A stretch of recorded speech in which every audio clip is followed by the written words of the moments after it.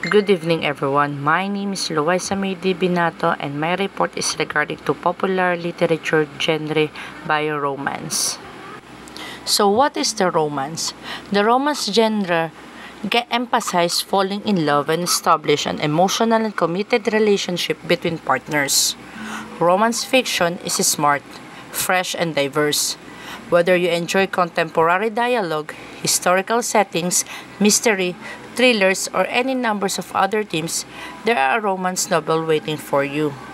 So, ang isang romansa po ay binibigyan ng pag-ibig o pagtatalaga ng isang emosyon na katuon sa isang relasyon. Ang romance fiction ay matalino at sariwa. Mag-e-enjoy ka sa contemporary dialogue nito o sa anumang iba pang tema ng romance novel na naghihintay para sa atin. They have two basic elements comprise every romance novel. So, ang una rito, yung central na kwento ng isang pag-ibig at isang emotional na kasaya-saya at sa positibong pagtatapos. A central love story. Ang pangunahing plot ay nakasentro sa mga individual na umiibig at nagpupumilit na gawin ang relasyon. Ang isang manunulat ay maaaring magsama ng maraming mga subplot hanggat ang kwento ng pag-ibig ay pangunahing focus ng nobela. An emotional, satisfying, and optimistic ending. In a romance, the lover who risks a struggle for each other and their relationship are rewarded with emotional justice and unconditional love. So, isang emotional, satisfying romance, ito yung magkasintahan na nanganganib na hiwalay at magkakaroon sila ng gantimpala na ang emosyon ng katarungan nila ay ang pag-iibigan nila sa walang hanggan. Romance subgenres. All romance novels have a central love story and an emotional satisfying ending. Beyond that, however, romance novel may have any tone or style, be set in any place or time, and have varying levels of sensuality, ranging from sweet to extremely hot. Romance fiction may be classified into various genres depending on the setting and plot elements. This job sentence including this. So, lahat ng nobelang romansa ay may sentral na kwento ang pag-ibig.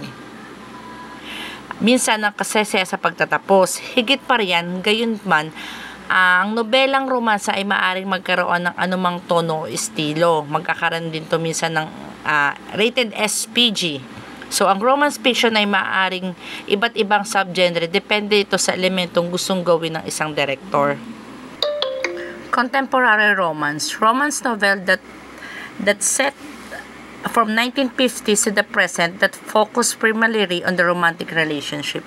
So, nag-start daw po itong contemporary romance noong 1950 hanggang sa kasalukuyan. The next one is the erotic romance. Romance novel is which is strong, often explicit, sexual interaction in an inherent part of the love story.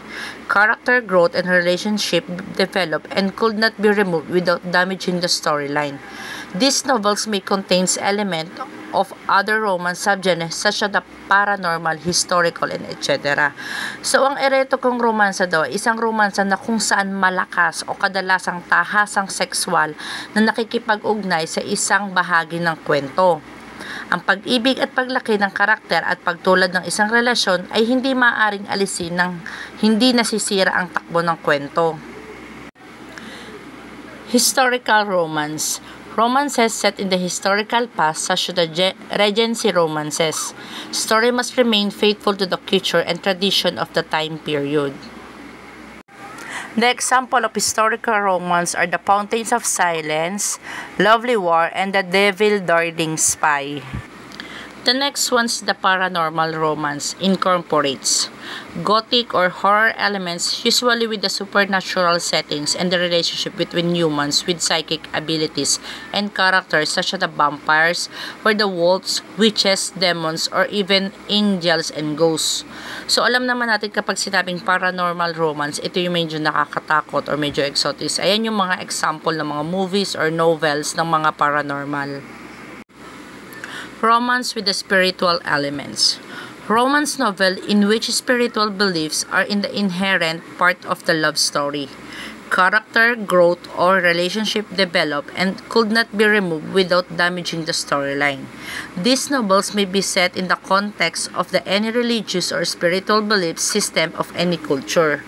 So, ang nobelang romansa ay kung saan ang espiritual ay naniniwala ng isang likas na bahagi ng kwento, ng pag-ibig at iba pang relasyon sa kwento. Ang nobelang ito ay maaaring itinakda sa konteksto ng anumang relihiyon at espiritual na sistema sa paniniwala nila. The next one is romantic suspense. Romance novel in which suspense, mystery or thrillers elements constitute an integral parts of the plot. So, ang romantic suspense po ay nobela na kung saan ay may maraming suspense or mystery or thriller ng isang kwento. So, number example dyan is yung Cold and Deadly, Naughty Stranger, Alison Bernard, The Third or Die, and Dangerous to Love. The last one is young adult romance. Romance novel in which young adult life is an integral part of the plot. Young adult romance literature is a genre of books written for teenagers as defined by romance writers of America. A romance novel consists of a central love story and emotional satisfying ending. So, dito yung nakikita na pumapasok yung mga millennial stories natin ngayon. So, yung My Life, The Next Door, Anne and the French Kisses, yan yung mga young adult fiction na makikita natin ngayon sa panahon ngayon.